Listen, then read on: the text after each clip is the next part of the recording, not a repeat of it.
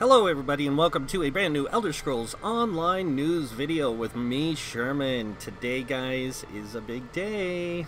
Yes, it is. As of this morning at 10 o'clock, the embargo on the people who were invited out to Zos to playtest Summerset, check out the stuff that was coming to Summerset, have been lifted. And these guys have been able to talk a lot about what they saw. They are still under NDA on certain things, and that is stuff that is related to the story content of Summerset, a lot of the gear sets of Summerset, like anything related to Summerset itself, they are under NDA, but they could talk about certain things they were given permission to, and because of these players are given this permission to like release this information to the public, that becomes public source. So it is no longer, that particular content of stuff or information is no longer under a non-disclosure agreement. So, but the other stuff, like the stuff on the Summerset Isles, you know, like the story content, the things that they told them was still under NDA is still under NDA. So this gives the rest of the community the ability to discuss and talk about these changes. Now, first off, I want to give a big thank you to those who went to this event and came back and gave their input and their thoughts and their discussions on this, because it does a lot of good for the community to hear people's opinions and their thoughts on things. But sometimes you can overstep your opinion, especially if you're very opinionated towards a certain functionality of certain things. It's good to get that, you know, to give your input and your advice to the devs. But to be honest, this is probably what the devs did. They took the information, and after everyone left, like say to like Monday morning, they all came in, they sat down, they had a meeting to discuss all the stuff they discussed with the players, to kind of interwork the input, and will make minor, I should say, changes, maybe, to based on the information they gathered. There's not enough time between now and the actual release, and I'm going to be honest, I know for a fact, because there's just not enough time for them to get in, make a lot of these changes before it goes to PTS, and a larger portion of the community has time to come in and start testing. They will make some iteral changes, but nothing drastic. Not to the degree that some of these people probably want. So let's go ahead and talk about these changes. So first off, there is some massive changes coming into this thing. And some, you know, a lot of people are like, yeah, you know, these are big changes, but they're not, a lot of it's not going to, you know, it's not going to affect this. Don't worry.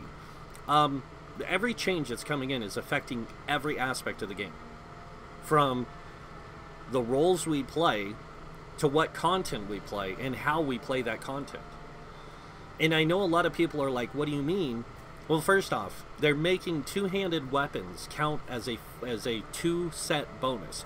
So for example, if you look here, I'm going to switch over to my bow on my back bar. When I mouse over it, you can see it counts, it doesn't count towards but one piece.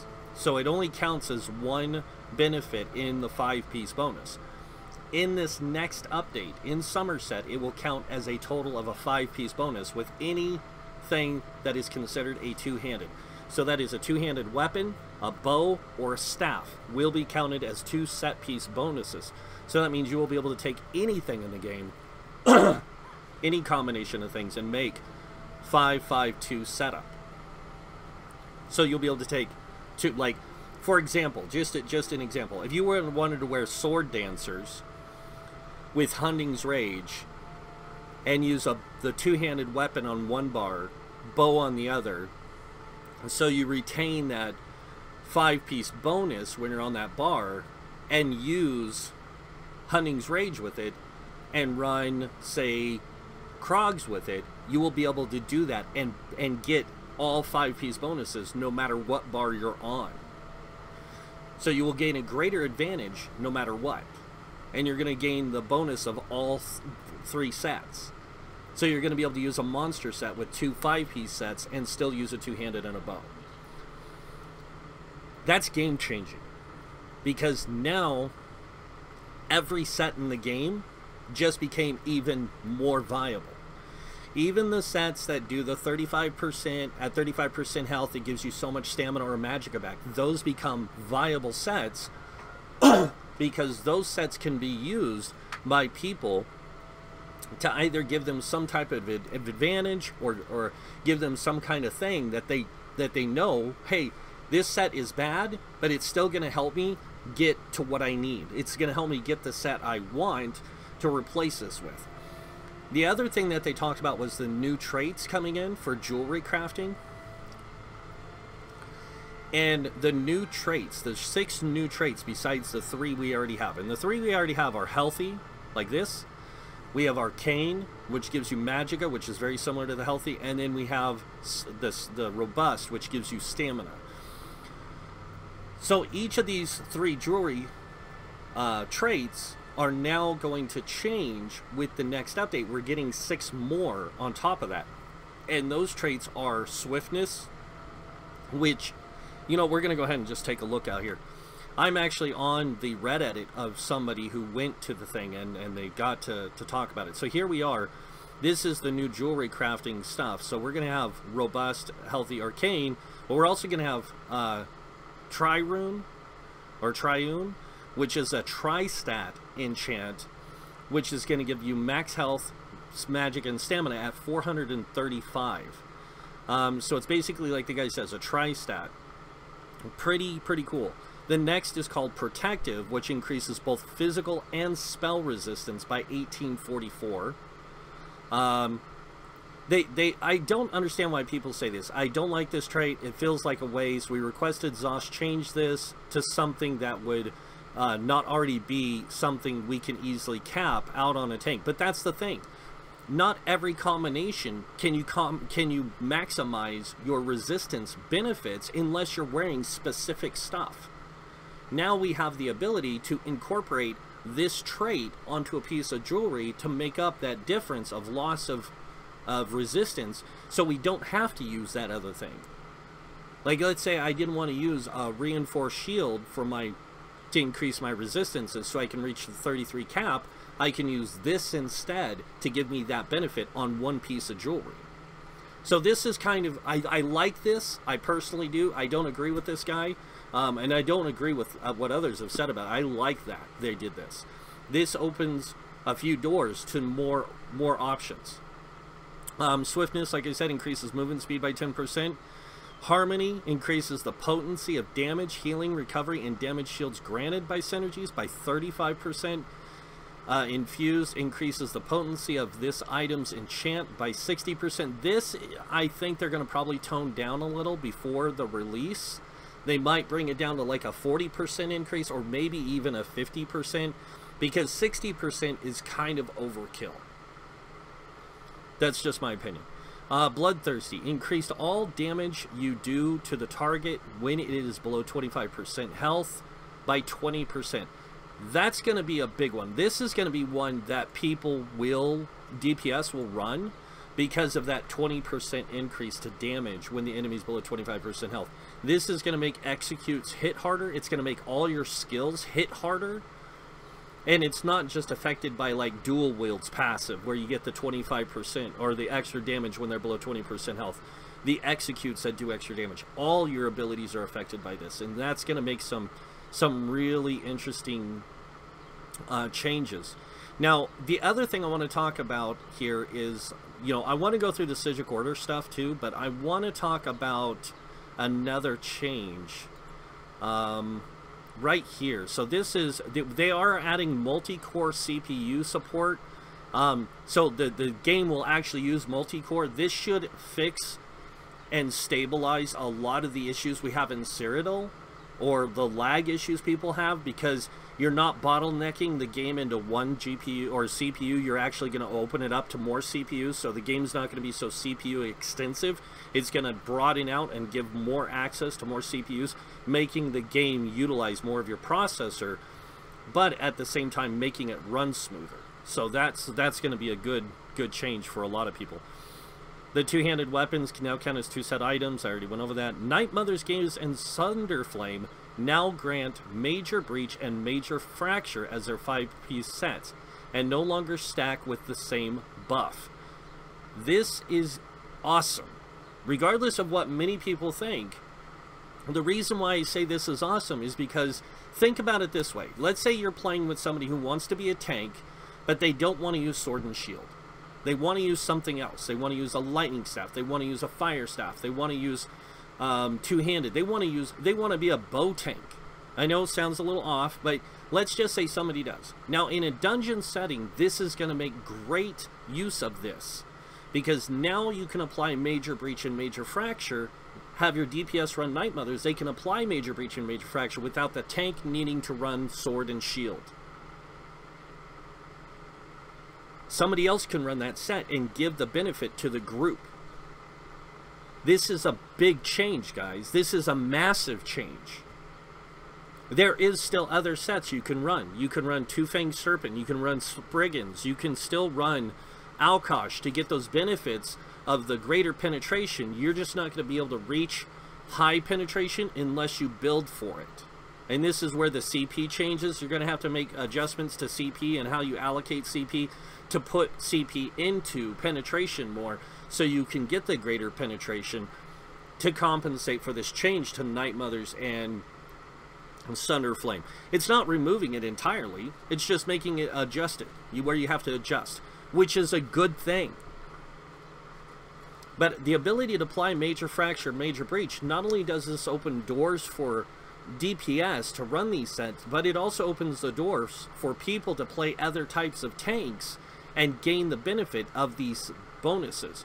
Magicka already had it because they had Major Breach through using the Ice Staff. They could apply it through the Ice Staff passive or the Ice Staff skill.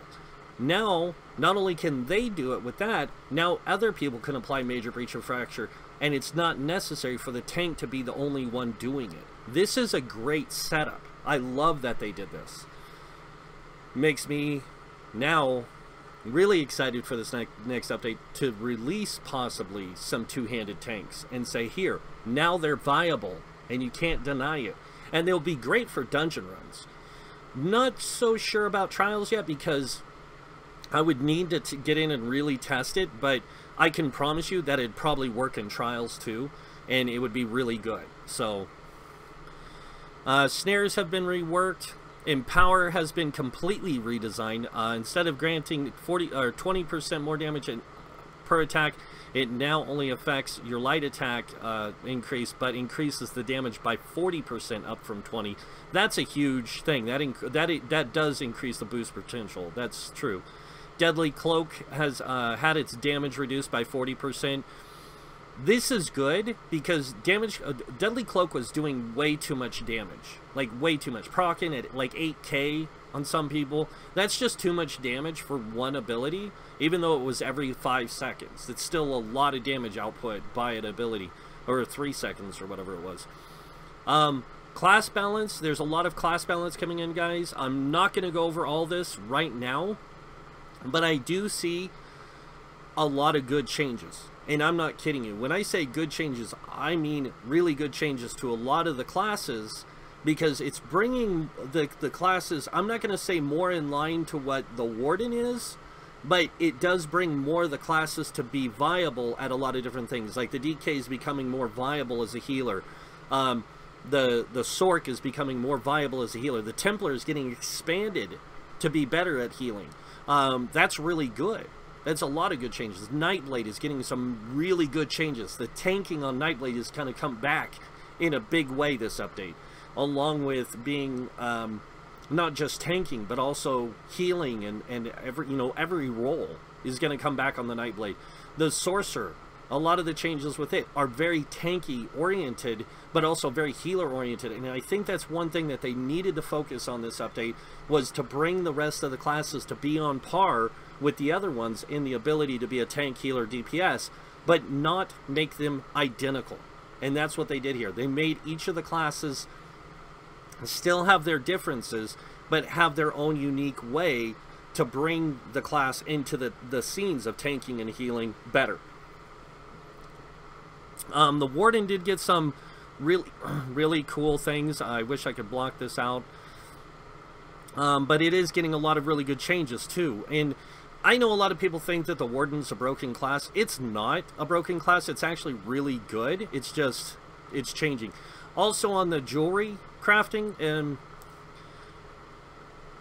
so here's how it works. Once you purchase Summerset, you gain access to new jewelry crafting skill line. It functions fairly similar to other non-consumable crafting skill lines like blacksmithing, leatherwork, or clothing, and woodworking. It works very similar to those. The raw materials and upgrade tempers for jewelry crafting are sourced by mining new nodes that can be found throughout Tamriel.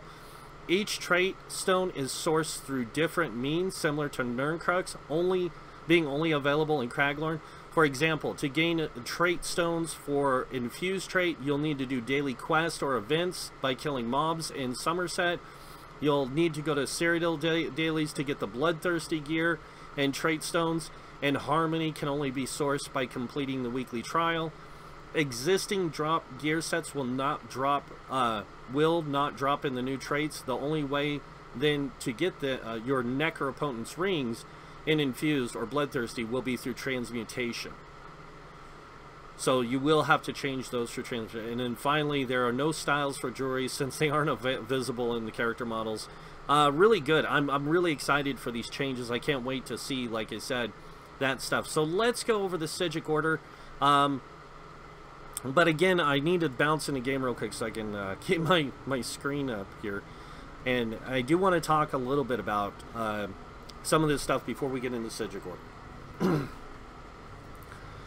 So I know a lot of people are really wondering, like, how is this going to affect the different aspects of the game? How is this going to affect PvP? How is this going to affect PvE? How is this going to affect not just PvE dungeons, but in-game trials?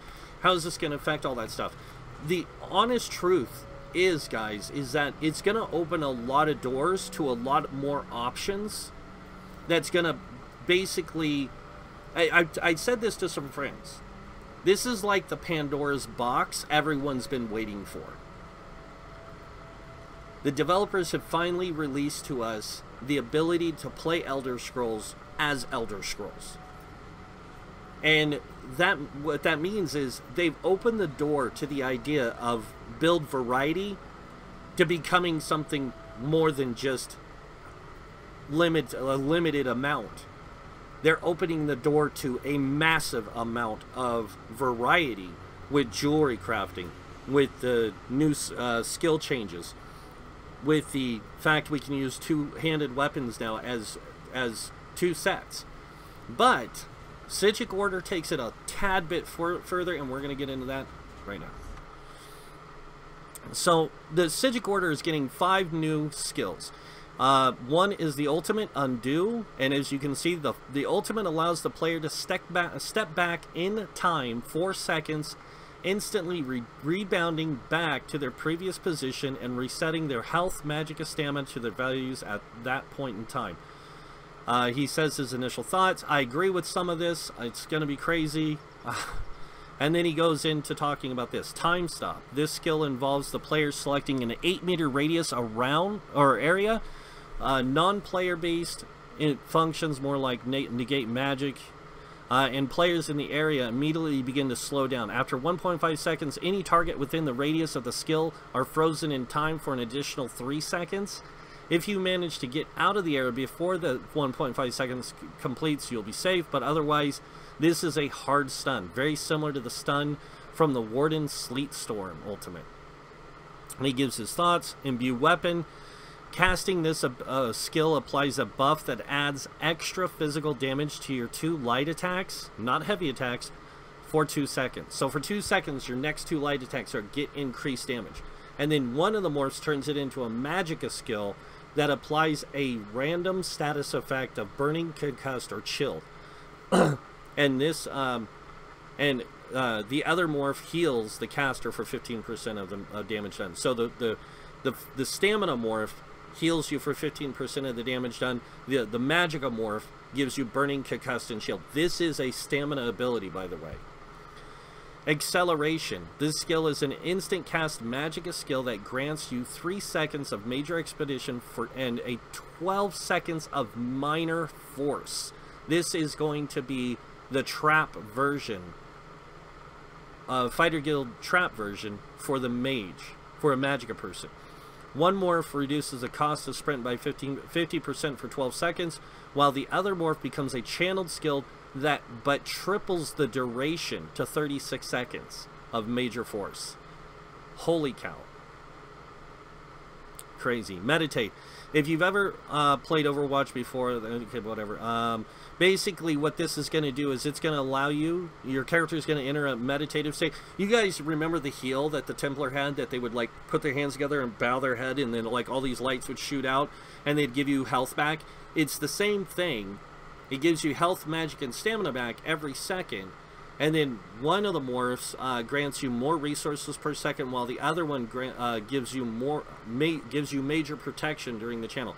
This skill can be bashed, but it is otherwise interrupted by but is not otherwise interrupted by incoming damage. So this one, basically, the only way you can get somebody out of this is if you bash them out of it. So this is really cool. It's going to be pretty amazing to see. And then he kind of goes over some of the passive stuff here.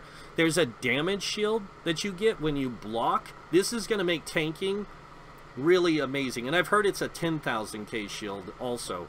But I'm just going by what this guy says. And like I said, or like I want to say, or should have said in the beginning, a lot of this is subject to change, but we all know that once a lot of times once developers create something and have the idea for something, they make only iteral changes. They don't make massive sweeping changes to something if they're releasing the information in this way.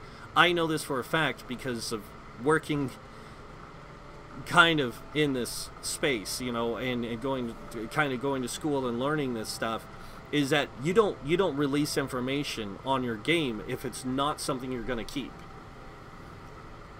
And if you do keep it, you don't want to make sweeping changes. You want to make minor changes to bring it more in balance with the rest of the stuff in the game. And that's kind of what they did with this thing. Like I said, why they invited these 12 people in was to get their thoughts and opinions, to make iteral changes to where it's not sweeping changes, but enough changes to what they said, because they already know what they want it to do and how they want it to work.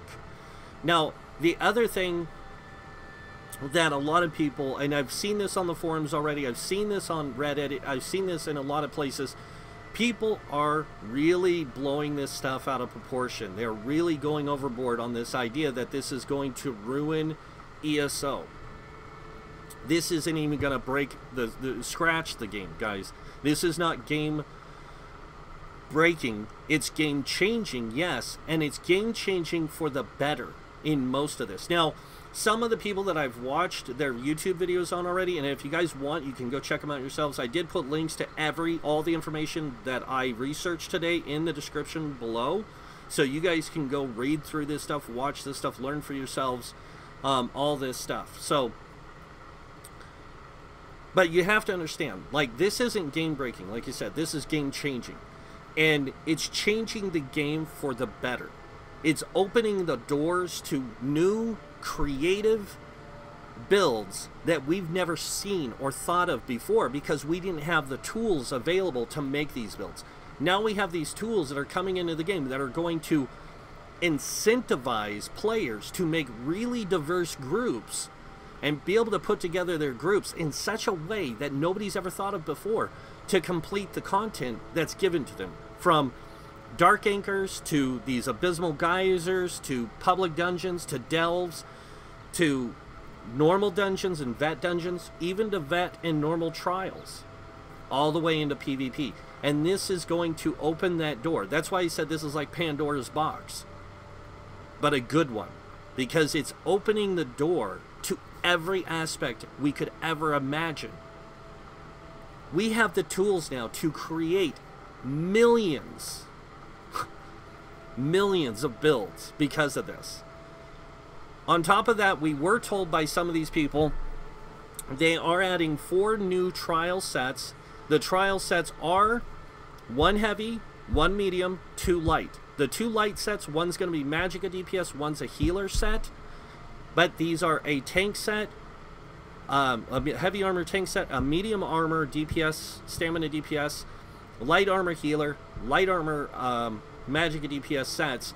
Both will be perfect and imperfect. So when you play it in normal mode or whatever the easy mode is, you get imperfect versions, and then you get perfect versions when you play it in the hardest difficulty or harder difficulty. I don't know if it's going to be vet or hard mode, but this is perfect. This is great because this gives them a way to test the idea of perfect versus imperfect, and it helps create a separation between the two things, the normal and veteran trials. It gives veteran players an incentive to play that veteran or the hardcore players to play the veteran and hard mode content. It gives incentive for non-vet players to play the normal mode and upgrade that gear so they can use it to go after that more perfected gear.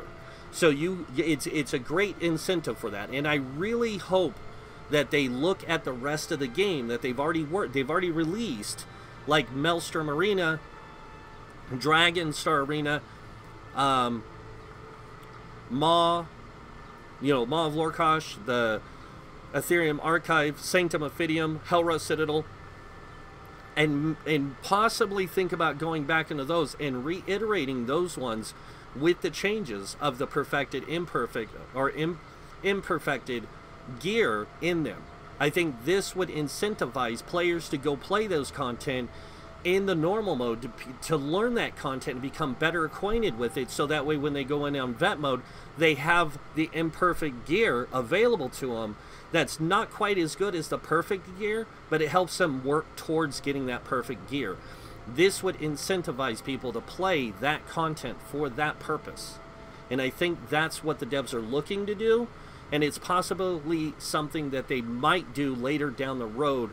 Maybe in one of the later updates, say, hey guys, we've listened, we want to do this, boom, we're doing it, here you guys go. I think that would be a great incentive for the players. So, really cool stuff. We do know that there's 3 crafted sets coming into the game. They didn't really explain what the crafted sets were, but I did see a video where somebody did say, or a live stream where somebody did say, yes, we're getting 3 crafted sets, and there is 3 overland drop sets. So we are getting 6 sets with this update besides the trial sets. And there was some negative stuff said about these sets, basically because they didn't fit into what the person wanted them to be. But at the same time, until we get on PTS, or I get on PTS, or anyone else does, and we can actually get in and see all this stuff and use it for ourselves and give our own opinions and thoughts on this stuff, we can't really say whether or not it's something that's going to be worthwhile.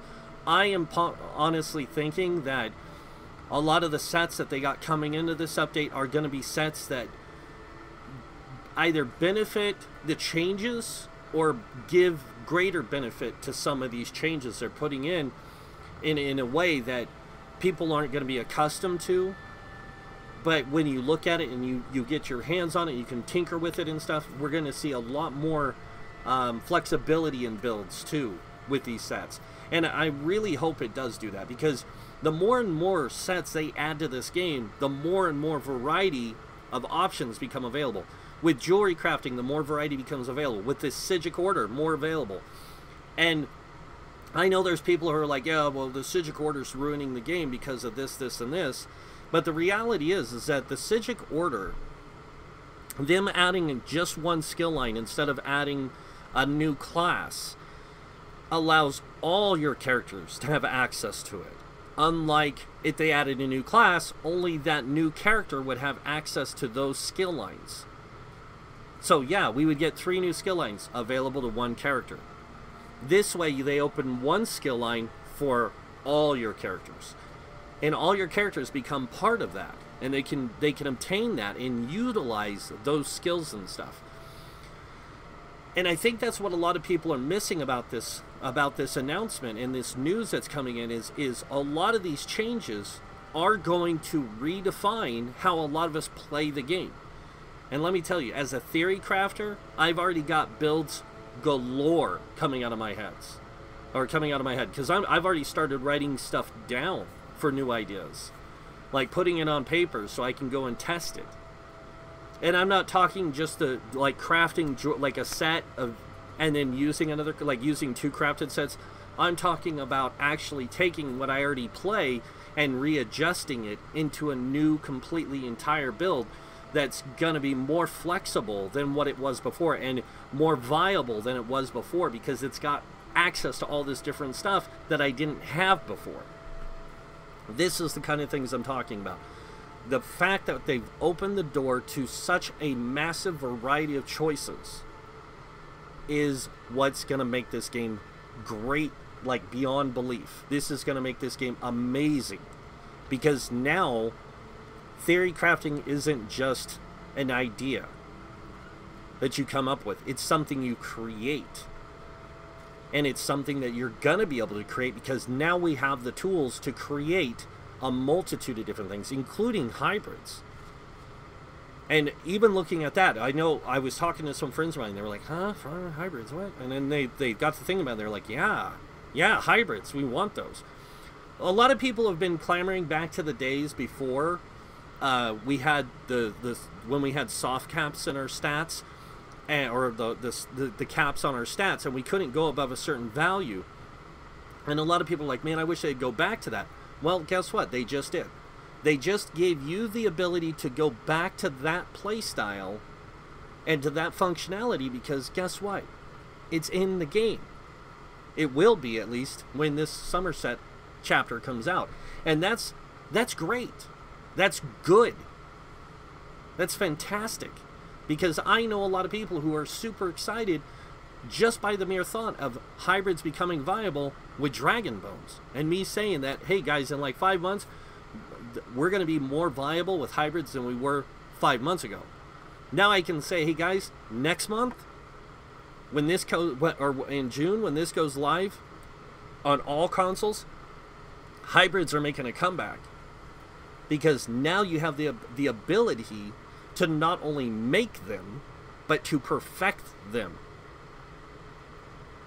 Because now you can use sets like Pelinals and Shacklebreaker with tri-stat glyphs in medium armor, using dual stat food that gives you magic stamina, or you can use tri-stat food and go for a hybrid tank build, and you would still be able to reach the pools necessary to do those jobs and to do those roles and be effective. Not just a little effective, I'm talking really effective. And yes, in 5 more months from now, those will become even more effective, because you're going to have more skill or champion points to put towards those stats that you didn't have, or those champion point stars that you didn't have access to before. You will have more access to those, to where you can branch out into the idea of using spell penetration or spell crit or spell damage in your stuff. I'm sorry, I meant to say magic, like your magic damage stuff. You'll be able to do both magic damage and stamina damage and be good. You won't be still on par with primary builds, but eventually in time you will be.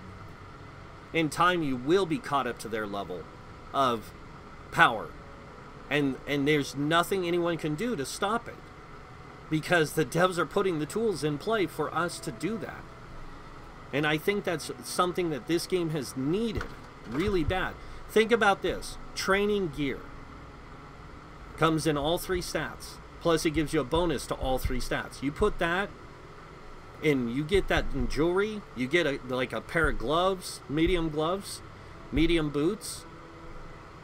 Put on a 5-piece, craft a 5-piece of Pelinals with it in medium armor, with 1 heavy, or no heavy and light, just medium armor, as a Khajiit, and you've got a hybrid that you can play and be effective with, especially if you're a Nightblade. You can do the same thing in magic aside. You've got so many options coming out of this. Like I said, this is Pandora's box. It's opened. I can't wait to see what people create from this. This is going to be mind-blowing. the amount of builds that are going to come from this. Not only for PvP, PvE as well, and in-game, the amount of options that are going to come flowing forth from the community is going to be mind-boggling. Because, and I'm not trying to call the meta out on this, guys. I'm really not. I'm really excited for the meta, too, because the meta is going to get some really crazy stuff that they're going to be able to work with to make even better options for their meta groups. This is going to be awesome. This is good for all of us. But at the same time, they have to understand that with this change, it's going to allow the community, not just myself, but many others, to come forward with builds that nobody ever thought of before, or that did think of stuff from way in the past when Craglorn first was opened, and we were getting into the trial scene, and people were trying to figure out what's the best builds for this, this, and this, that they're going to go reverting back to some of those old classic builds, like the two-handed Sork tank, and the classic Fire Staff DK. These things are going to come back, but they're going to come back in a more perfected way to the rules we have now. Because Fire Staff tanking is a possibility now. It's not going to be as effective as Ice Staff or Sword and Shield to the degree of blocking, but even in some cases, it is still going to be good. It's just not going to be phenomenally good.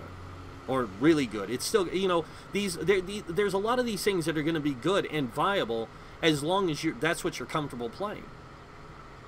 Like, if that fits your playstyle, you'll be able to do it. Now, I'm going to say this. There are rules, guys, to this game. There is rules, and you have to follow those rules. And that is, we do have a trinity. So that means you do have to play by the trinity of tank, healer, DPS. But some of these changes are going to make some of that a little lopsided, because not only will you be able to be a tank, but in some cases you will even be able to be a tank that does DPS, because you can use dual wield on the back bar and make it viable. And I'm not just theory crafting numbers here, guys. I'm being honest, because I've already tested a lot of this stuff in the past. I've theory crafted a lot of these things. And I can tell you, they work now in dungeons, in vet mode dungeons. They work in the DLC dungeons. And if they work that good in DLC dungeons, now think about it now with these new changes coming to the game and the changes to certain classes and what they're going through. This is going to redefine how the game is played by millions. Not just one individual, not just me. Millions of players will be able to redefine how they play the game based on their own choices, as long as they follow the rules. And as long as they follow those rules, yes, there will always be a meta in some way, shape, or form, but that'll be just one viable way to play the game. There will be many other viable ways. And that's what this does. This is what this does for the game. And this is good for the game. The game needs this. Now, if they can add a gear set on the Magicka side that applies Major Breach and Major Fracture as well, on the light armor, I'll be even happier. And if they can do a crafted set like that, I'll be even happier. Would you stop? I don't care. Sorry, guys. Technical difficulties. So, yeah. All this stuff coming into the game, this is amazing. I'm super stoked. I know a lot of other people that I've been talking to lately are just like, our minds exploded when we saw this, because a lot of us are theory crafters, and the idea of the options that just became available, I mean, it's almost like our heads imploded on itself, just crushed in, because we had so many ideas. And this is huge. This isn't something minor. This is like one Tamriel changes. This is like changes with Morrowind. This is all really, really, really good changes. And yeah, some of it's negative, but at the same time, a lot of it's positive, because they didn't just listen to one side of the community. They listened to everyone in the community with this change. Just like they did with Morrowind, just like they did with One Tamriel. They didn't take one side and say, you know what, we're going to focus this update all on in-game meta stuff. You know, that kind of thing. They actually listened to the community as a whole and said, We're going to draw all this together and make this game better for the whole community, not just those who play certain activities. And I didn't mean to do that with the meta thing. That was kind of rude of me, but that was just used as a point.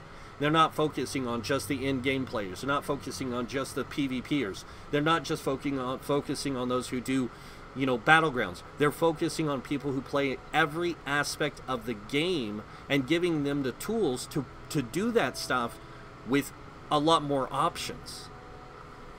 And it's just great. But unfortunately, guys, that's all the time I have for today. I hope you guys like this video. If you do, hit that like button. If you guys want to see more videos by me, you can hit that subscribe button. Other than that, I want to thank you all for watching. Until next time, have a wonderful day. And this guy might see you in game. Bye.